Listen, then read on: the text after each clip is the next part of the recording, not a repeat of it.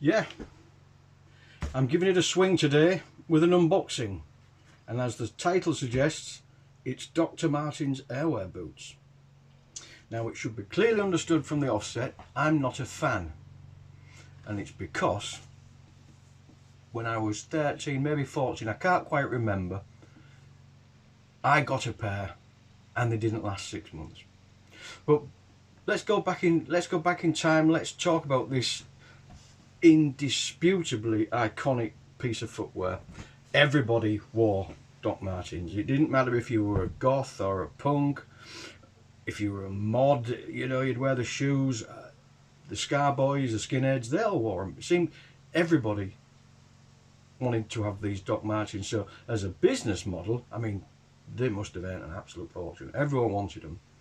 And I finally got a pair, and I'd waited a long time, and like I say, they wore out after no time at all, and I was severely disappointed, and I said I'm never buying a pair of those again, and I never did. I never went back, and luckily my old pair of Major Domo boots, which were still alright, I'd saved them, so I dug them out, and I carried on with those.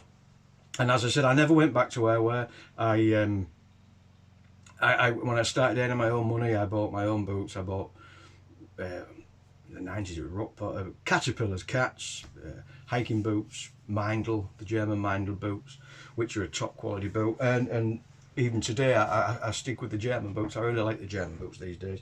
And I've got this pair of Henwag. I don't know how you pronounce it, but these are nearly 6 years old. They can be resoled, unlike airwear boots. So they're looking a bit thin there, but they can be resoled by a good cobbler. So that's all right. I love these boots. However, despite my negative approach to these boots, which may be making you think, well, if they're so rubbish, then why the hell are you blooming doing an unboxing? It's because, quite by chance, and with the help of a wizard in the form of my wife, these turned up. And as you can see, that's a Dr. Martens shoe. And it was, the wife came home one day and she'd found them in a shoe shop on sale. That was the other thing about the airwear boots. Just let's take a backpedal a little bit. Rose and Anvil is a channel that dissects boots and evaluates the quality of the boot compared to the price and everything else. And it's quite interesting, very historical. They do everything from Japanese World War II infantry boots. They look at all from around the world throughout history. And I'm afraid to say, well, not afraid, because it vindicated my opinion of airwear boots. Airwear boots came in the top 5 worst pair of boots to buy, and they gave good reasons. But I'm not going to go into that. Check out the channel if you're interested in that. One of the big things was that between this sole on your foot, there's a piece of fiberboard and some soft sponge and a very thin leather, and the fiberboard is just an upgrade of what do you call it, cardboard.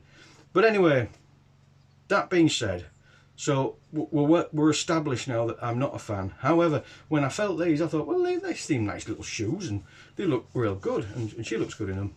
And I found myself saying, oh, Doc Martens, I won't mind a pair of them. And then my birthday came along and this box was given to me, my birthday present. So it's an official unboxing, not an unplastic bagging like last time.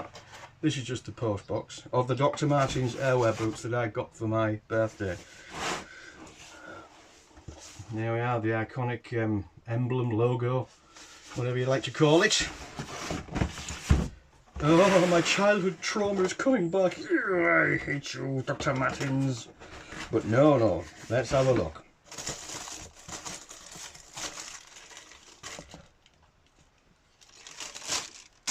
There they are. Now then, I can see straight away that these are not the same type of airwear boots I got back in 1980. These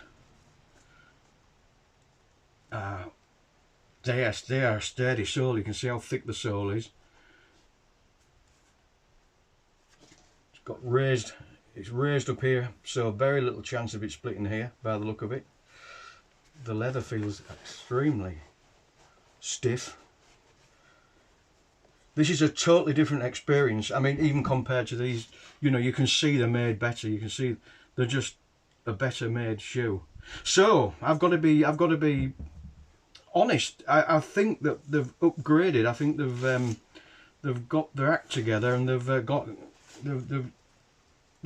decided to improve the quality. Price wise, I don't know, because obviously it's a present, so I'm not going to say, well, how much did you spend on me?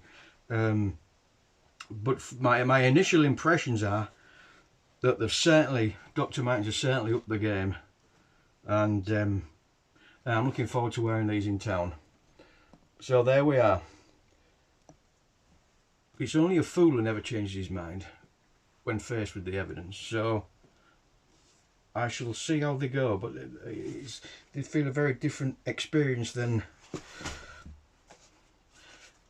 yeah, you know, these are nice for kicking about in town and everything, but I don't think they'll last. But I think these are the business. So after 40 years plus,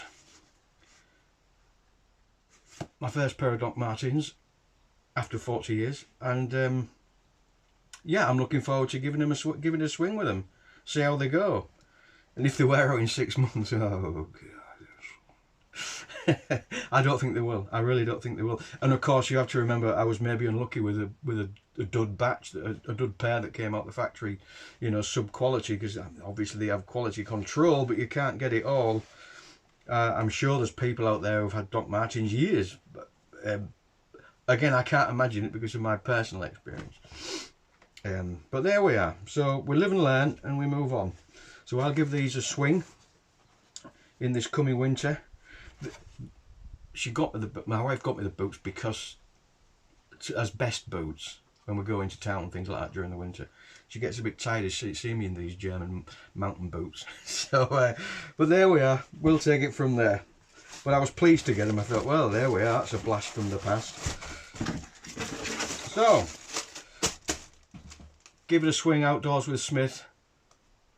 Leaving on an optimistic note about the airwear boots. And you have a good Friday.